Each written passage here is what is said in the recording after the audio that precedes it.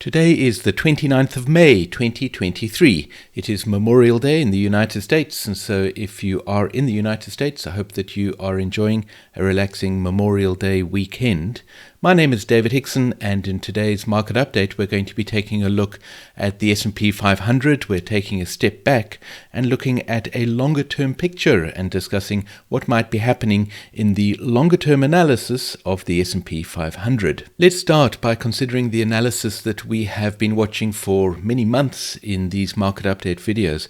This is the longer-term view. It's been some time since I zoomed all the way out to show you what the longer-term view is. The reason for that is because in these market update videos, I'm focusing generally on a shorter time frame. And I often make comments such as not worrying too much about the placement of the longer cycles, which is a fairly flippant comment, and there have been some questions about that in the YouTube comments, and so I'm going to be discussing a little bit of the detail about what I actually mean. Of course, the placement of the longer-term cycles is very important because they inform the underlying trend or the general mood of the market. However, as we will be discovering in today's video, the placement of those longer-term cycles can be more difficult than one might expect. And so that is why I make the comment about the longer-term cycles and not worrying too much about the placement of those cycles. It's those sorts of details that I wish to cover in today's video. I hope that you find it interesting. At the heart of this discussion is the analysis approach that Hurst suggested in his cycles course, which of course he published in 1970, over 50 years ago. And that analysis process involves a pattern recognition process. I often speak about the fact that there are two approaches to performing an analysis when it comes to cycles in financial markets. The one approach I describe as mathematical, where you will perform some kind of spectral analysis, extract the wavelengths of the cycles, and then use the results of that to inform your analysis. The other approach is the approach that Hurst suggested in his 1970s cycles course, which is more of a pattern recognition approach. I should remind you that the pattern recognition approach uses as its first stage of the process the results of a spectral analysis, and so in fact this approach combines, in my opinion, the best of both approaches. The reason that I say that the analysis approach lies at the heart of this discussion is because of the way in which this analysis works. First of all, we use a form of spectral analysis to determine what the wavelengths are that are currently working in this market. Hurst published a list of cycle lengths that he had discovered. Those were, very importantly, average cycle lengths. He performed extensive research into the price movements of US stocks back in the 1970s, and he discovered average wavelengths for those cycles. We're going to be discussing in a little more detail in a moment in today's video the concept of an average wavelength and what it really means. But on the basis of those average wavelengths and the results of the spectral analysis, we have an expectation of what kind of cycle wavelengths we're going to find in the analysis. And then, very importantly, we perform a form of pattern recognition, which starts off very simply by identifying the major and what I call visually evident or visually prominent troughs in the price action. I've been drawing circles around those obvious price troughs, and of course the most recent one was this one in October of last year. The analysis process is then a matter of solving a rather complex puzzle, where we try to identify what the magnitude is of each one of these troughs. The simplest way of starting this analysis is to identify the most obvious trough, which in this price action that we see on this chart is this trough over here at the beginning of 2009, and decide that that is probably the trough of one of the longest cycles that we have in our list of cycles, or the nominal model that we are using to perform the analysis. And so on the basis of that very simple approach, that would be our starting point. Then we would look forwards and backwards from that trough to try to identify the next trough of that particular cycle, and of course the troughs of the shorter cycles. As we start identifying these various cycle troughs and considering the magnitude of each one of them, we work through the shorter and shorter cycles because we know that the nominal model has a harmonic ratio between each one of the cycles, and therefore for each one of the 9-year cycles, for instance, we must find two 54-month cycles, and for each 54-month cycle we must find three 18-month cycles, and so forth. The result is a fairly complex puzzle that we are trying to solve. So let's consider what is happening in this analysis. First of all, you can see that the analysis process has declared this trough in 2009 as a trough of 9-year magnitude. The next trough of 9-year magnitude is this trough over here in March of 2020, which is this very prominent price trough over there. The previous 9-year cycle trough is this rather questionable trough over here. Then the next shorter cycle, the 54-month cycle, you can see we have identified a 54-month cycle trough over here, and then another 54-month cycle trough over here in 2014. I think it was in early 2014. Now, this trough over here in 2002 is a fairly obvious position for a fairly big cycle trough. But what about this position over here? There isn't really a very clear trough there at all. The reason for that is because that cycle experienced what is called a straddled trough. Now, the 54-month cycle is a fairly big cycle to experience a straddled trough, but straddled or subtle troughs occur across all cycles. But now let's consider this analysis in a little more detail. If we measure backwards from this 9-year cycle trough over here in 2009 to the previous 9-year cycle trough, you can see that it is not 9 years that elapsed between those two troughs, but in fact almost 10.5 years. So that's a rather questionable position for that 9-year cycle trough. We could disappear down a rabbit hole and explore the different options. We could request more data from our data source and go backwards further in time in order to resolve that. But I'm not going to waste time in today's video doing that. In pretty much every single Hurst cycles analysis that you will ever perform, you need to make an assumption or some assumptions at the outset of the analysis and decide to move forwards from there rather than going back further and further in time and getting more and more data to try to make that initial assumption. And in the case of this analysis, the initial assumption that we are going to make is that the 9-year cycle trough did occur in March of 2009. Now, there is a very interesting argument to be had that the 9-year cycle trough should in fact be over here in 2011 as opposed to over here in 2009, but I'm not going to be discussing that option in today's video because it would make this video very long. For now, we are going to make the assumption that this trough over here was a trough of the 9-year cycle, and so that we do not get distracted by questions about what happened before that 9-year cycle trough in 2009, we're going to zoom in and let's consider the next 9-year cycle trough according to this analysis. If we measure forward, you can see that as opposed to it being a cycle wave of 9 years, we have an 11-year cycle. That's quite long for a 9-year cycle. And so already, even at the 9-year cycle level, we have some questions, and those are the questions that we're going to explore for the rest of today's video. Let's first of all make a few comments about this trough over here, which was the trough in March of 2020. It is a trough that I often call the pandemic trough, because that trough formed, of course, when the COVID pandemic was sweeping across the world. And when news events such as that occur, the markets will always experience some volatility. The interesting thing is that the Nasdaq and various other markets around the world actually had a deeper trough over here in 2018, and the pandemic trough did not reach down to a lower price, making this trough in 2018 a more prominent trough. And so we do have some questions around the placement of the 9-year cycle trough over here in March of 2020. Let's see if we can explore this idea and consider alternative positions for that 9-year cycle trough. First of all, let's discuss the concept of averages and average wavelengths. Many cycle analysis programs take the approach of extracting cycle wavelengths from the data using some kind of a spectral analysis process, and they will extract that cycle wavelength data and come up with a single value, which is generally the average value of a particular cycle's wavelength over the entire period that the data covers. And so we are very used to the idea of considering the average wavelength of a cycle. Hurst discovered that the average wavelength of a 9-year cycle was 3,276 days.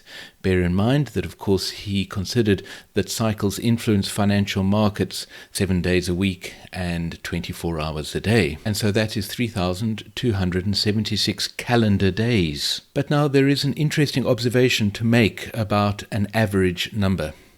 I'm sure that you have heard the concept of a classroom of students who have all taken a test, and the average result is 70%.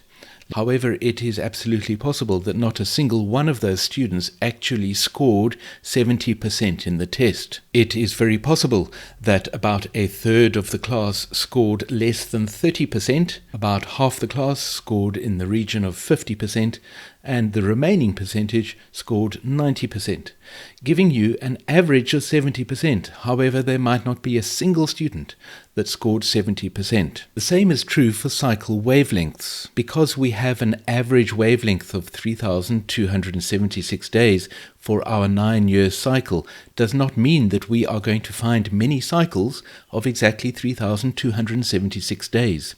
That is the big danger with applying an average wavelength to your cycle analysis. Hurst defined the principle of variation, which tells us that cycle wavelengths are constantly varying. And so a 9-year cycle should not be expected to have exactly 3,276 days. Interestingly, there are occasions where you will find 9-year cycles with exactly that number of days. But the important point is that we shouldn't expect that to always happen. And so let's measure 3,276 days, and this will not be a very accurate measurement because we are viewing a monthly chart, and so where I click with the mouse might not be exactly on the day of the trough in March of 2009. But let's go forward 3,276 days, and you can see this bar counting tool is giving us the number of days at the bottom there. 8.96 years, or 3,274 days, occurred in early 2018. The March of 2020 occurred 4,007 days. So, in other words, 730 days later than the average. And then we had this trough over here, which I've also circled because it is a fairly prominent trough, and that was at 3,562 days, or 55, depending where exactly my mouse rests. And so this little trough that formed over here at the beginning of 2018 came in very close to the exact average wavelength of the 9-year cycle. This trough that occurred in December of 2018 occurred a little bit late, and this trough in March of 2020 occurred much later. And so we have 3 question marks, 3 possible locations for that 9-year cycle trough. So how do we resolve these question marks? It's all very well drawing 3 question marks on our chart, but which one of these troughs is in fact the 9-year cycle trough? Some analysts might be tempted to say, well, it must be the trough that is closest to the average. But as I've already pointed out, there are several flaws in the approach of focusing too much on the average length of the cycle wavelength. In fact, using Hurst's analysis process, the way in which we resolve this is we look at the shorter cycles. So in other words, can we identify a 54-month cycle trough, which is the next shorter cycle, in between this 9-year cycle trough in 2009 and one of these 3 question mark troughs in 2018 all the way up to 2020. And here again we have a problem, because the halfway mark, or the point at which we should be finding a 54-month cycle trough, is during this very strong bullish run over here from 2012 all the way up to 2015. And so clearly identifying a 54-month cycle trough within that period of of time is very difficult because we have a straddled 54-month cycle trough. And so in the usual analysis process, we would step down to the next shorter cycle and we would start trying to identify the positions of these 18-month cycle troughs. If we encounter problems identifying the 18-month cycle troughs, we step to the 40-week cycle, the 20-week cycle, and so forth, until we are able to solve the complex puzzle. There is another approach that we can use in this case, which provides us with a very interesting possibility in terms of what is happening in this market.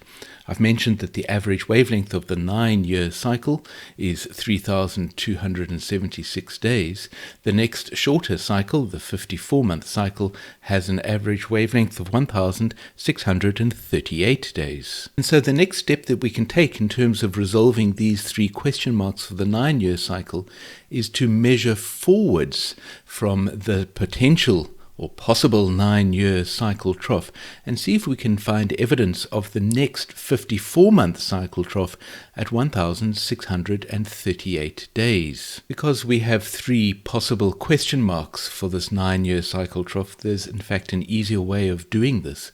We simply add the 9-year cycle and the 54-month cycle to come up with a total of 4,914 days, and we measure forwards from the trough that we are assuming is a 9-year cycle trough in March of 2009.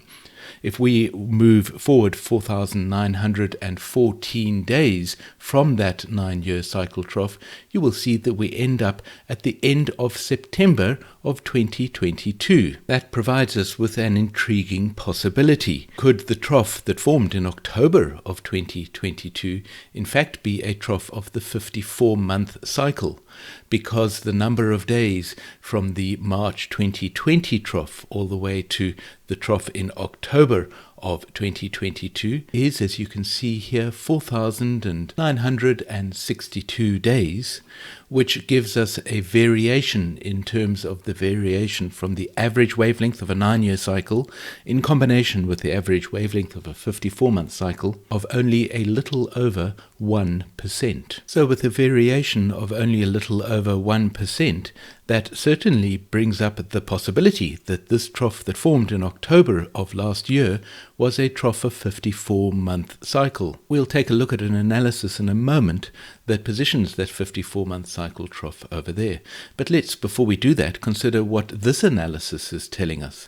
We have a 9-year cycle trough in the pandemic position of March 2020. Then we have had since then two 18-month cycles, the first one at a very questionable position in October of 2021. I've discussed that in previous market update videos. Again, we have an example of a straddled or subtle trough. The second 18-month cycle trough was then the trough that formed in October of last year. But using the information that we have just discovered in terms of the combination of the average 9-year and 54-month cycle, what does that analysis look like? Here is an analysis that shows that possibility. Here we have the 9-year cycle trough in December of 2018 under this price trough over here, and the price trough that formed in October of last year has been phased as a trough of 54-month magnitude. The interesting thing about this analysis is it relates more directly to the analysis in the Nasdaq at the moment, which I have already mentioned had a more prominent trough in December of 2018 than in March of 2020. And so this anomaly with the lower trough at the first 18-month cycle trough in March of 2020 doesn't exist in the Nasdaq. This is a good analysis because it presents a 9-year and 54-month cycle combination with a variation of only a little over 1% from the average wavelength. However, that is not the only measure by which we consider an analysis. The other measure that we use, and perhaps the more important measure, is the way in which the shorter cycles have been broken down in this analysis. Here you can see a 54-month cycle trough has been positioned in the midst of this major bull run from 2011 until 2015. Whichever analysis we're going to use must have experienced a major 54-month cycle trough somewhere within that bull run. And so where we position it is really a matter of personal opinion. There are some analysts who like to drill into the deeper and deeper detail of an analysis to decide whether this is the correct one or whether another analysis is actually a better analysis. I tend to take a different approach, which is to keep an open mind, but to favor one analysis over another one, and to keep in mind what the possibilities are of each of these analyses. That is how I'm intending to wrap up today's video in terms of considering the possibilities. So far, we've seen two possibilities. One has a 9-year cycle trough in 2020, and then there is this possibility with the 9-year cycle trough over here in December of 2018. How do these two different analyses affect us now? The only difference between the two analyses in terms of the trading that we are looking at in these market update videos, which generally spans a period of about 2 or 3 weeks, is whether that trough in October of last year was a trough of 18 months or 54 months. If it was a trough of 54 months, then of course we have a longer cycle that is pushing upwards, and we would therefore expect more bullishness. In other words, we would be expecting greater bullish moves than if the trough that occurred in October of last year was a trough of 18-month magnitude. Before we wrap all of this up by considering the difference in terms of what's happening now, I'd like to present a third option. Here I have zoomed into a weekly chart, and we're only looking at the period of time following the March 2020 trough, which according to this analysis is a trough of the 9-year cycle. Here is our 18-month cycle trough that occurred in October of 2021. The interesting thing about this analysis, and the reason I'm showing it to you, is because it presents a third possibility in terms of the magnitude of this trough that formed in October of last year, being of only 40-week magnitude. This is the least likely analysis in my opinion, but I am showing it to you because it presents us with an interesting way of understanding how we move forward despite the fact that we have some uncertainty. Let me show you first of all the reason why I tend not to favor this analysis. If we measure the number of bars between the March 2020 trough and the 18-month cycle trough, you can see there were 548 or 49, 50, 550 days that elapsed. The average length of an 18-month cycle discovered by Hurst 50 years ago was 546 days. And so that combination of 18-month cycle troughs in March of 2020 and October of 2021 is a very good one. In my opinion, that's a very likely position for that 18-month cycle trough. But if we measure forward from that 18-month cycle trough in October of 2021 to this 40-week cycle trough in October of last year, you can see it was a very long 40-week cycle at 377 days. That doesn't entirely rule it out, but it is a little too long in my opinion. But the reason why I'm showing it to you here is not to add further confusion, but to present an easy way that we can use to resolve the magnitude of these cycle troughs. So let's draw this long-term analysis to a conclusion. We have looked at three possibilities. The difference between the possibilities affect the magnitude of the trough in October of 2022. In this, the least likely possibility, we have a 40-week cycle trough in October of 2022. The other possibility that we've been looking at in videos recently has that trough in October as a trough of 18-month magnitude.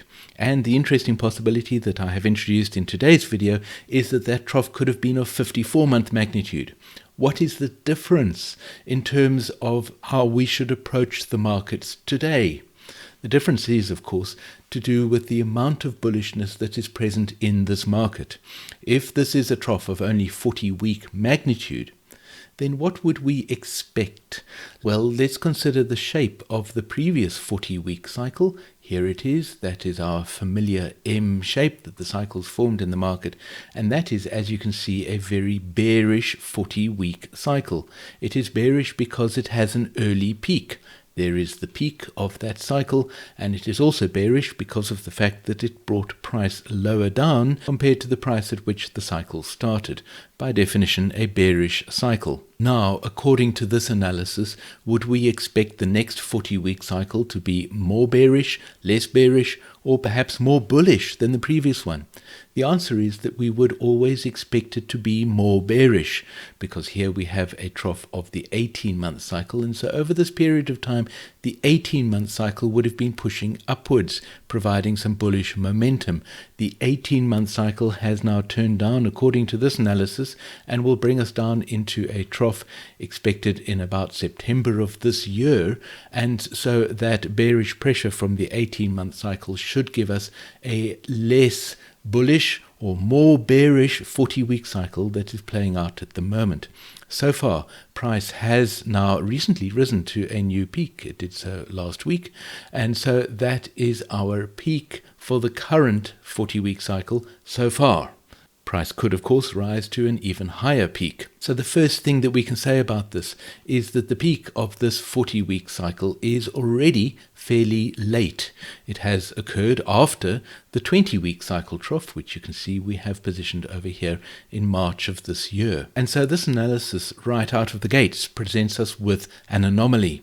We have experienced a bullish cycle recently. It hasn't been very bullish, admittedly, but the fact that it has a late peak is already a sign of bullishness. And so that is an anomaly which causes me to place this analysis in position number 3, which leaves us with the other two possibilities to consider. Let's switch to a weekly chart on this possibility that has the 2020 trough as a trough of the 9-year cycle, as you can see over here. And we have experienced two 18-month cycle troughs since then. This is the analysis we've been looking at every week for many months now. And so we have experienced two 18-month cycles, and we are now in the third one. Let's consider our wave shapes here. The first wave shape for an 18-month cycle that we experienced over here, bouncing out of the 2020 trough, was a very bullish 18-month cycle. It has a very late peak, and of course it brought price up tremendously from the starting point of the cycle. The second 18-month cycle was in fact a bearish cycle, as you can see over here. It experienced a very early peak and brought price downwards. Now for the third cycle, in the sequence of 3 cycles that make up a 54-month cycle, what would we expect? We would expect the third cycle out of the 3 18-month cycles to be the least bullish or the most bearish of these cycles. And so again, even according to this analysis, we have a little bit of an anomaly because we already have a later peak.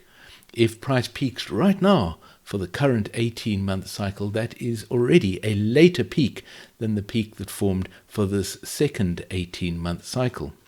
So this analysis also has that anomaly. Finally, let's consider our third analysis, the long-term analysis that I have introduced in today's video, which suggests that the trough that occurred in October of last year was a trough of 54-month magnitude. Here we have the 9-year cycle trough in December of 2018. Let's consider our cycle shapes for the 18-month cycle. First of all, we had what I call a mixed cycle shape for the first 18-month cycle. Why is it mixed? It is mixed because it experienced a late peak. Can you see that is a very late peak for that 18-month cycle? However, it brought price to a lower price than the price at which the cycle started. Again, I should mention that this was what I call the pandemic trough. News events sweeping around the world at the time, in my opinion, could have caused prices to drop lower than they might have otherwise. And if you look at a chart of the Nasdaq, you will see that the Nasdaq did not, in fact, achieve new lows at that point. And so, in my opinion, we could consider this to be a bullish 18-month cycle with some distortion brought about by news events. The next 18-month cycle was, in fact, a very bullish one, an unexpectedly bullish one. Normally, we would expect the second 18-month cycle in a sequence of 3 18-month cycles to be less bullish than the previous one and to be more neutral in shape. And so this analysis too has a little bit of an anomaly. An anomaly caused, I should point out, by the potential volatility introduced by the pandemic. Then the third 18-month cycle is this cycle over here, which, as I've already pointed out, is of course a bearish cycle. It has an early peak over here. Oops, that's not a very straight arrow. It has an early peak over here, and it did, of course, bring price down to a new low.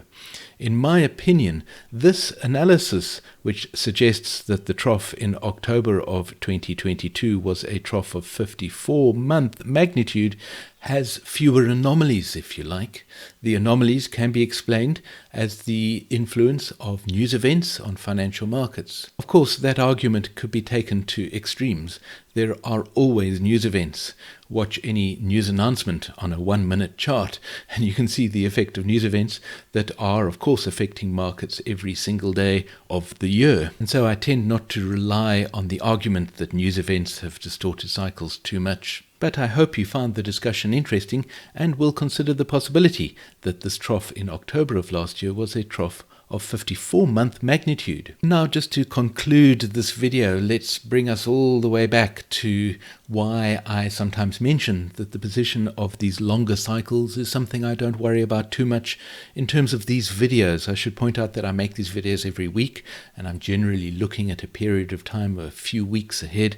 And so whether this trough in October of 2022 was a trough of 18-month magnitude or a trough of 54-month magnitude doesn't in fact affect the time frame that we're looking at in these videos. And this is the important point that I wish to make in this video. I've introduced a few possibilities for the longer term analysis, and I know that many people like to achieve absolute certainty in their analysis. They would love to be certain about the position of the 9-year cycle, or at least the 54-month cycle, or certainly the 18-month cycle. They want to find some certainty at a level of magnitude in terms of their cycle analysis. I don't think it's important to do that, because whether this was a trough of 54-month magnitude, 18-month magnitude, or even only 40-week magnitude, the analysis that we have seen play out since then is exactly the same in each one of these analyses. And that is really the most important point that I wish to make today. Here we had an 80-day cycle trough that occurred in the week before Christmas. If you go back and take a look at the market update videos I was recording at that time before the Christmas break, you will see that we were anticipating an 80-day cycle trough to form. And here is a 20-week cycle trough that formed in the middle of March. Recently, we've had some questions around the position of this 80-day cycle trough. Was the 80-day cycle trough the trough that formed last week, or did it perhaps occur the week before, as I discussed in a previous market update video, or did it occur even earlier than that at this position over here? The important thing when it comes to taking a Hurst cycles approach to the market is not to worry too much, in my opinion, about confirming the exact position of a recent cycle trough. If you keep in mind the bigger picture, without also worrying too much about whether the trough that formed in October of last year was 54 months or 18 months, but focus on the bigger picture and the cycle shapes that are playing out in the market, you can ensure that you are on the right side of the market in terms of making the correct trading decisions. The market that we have seen ever since this trough in October of last year has been a generally bullish market. We have experienced bullish cycle shapes, and we are still experiencing bullish cycle shapes. I do hope that you found this market update useful and interesting. If you have any questions, please join us on our Discord server, or you are very welcome to ask a question in the comments below this video.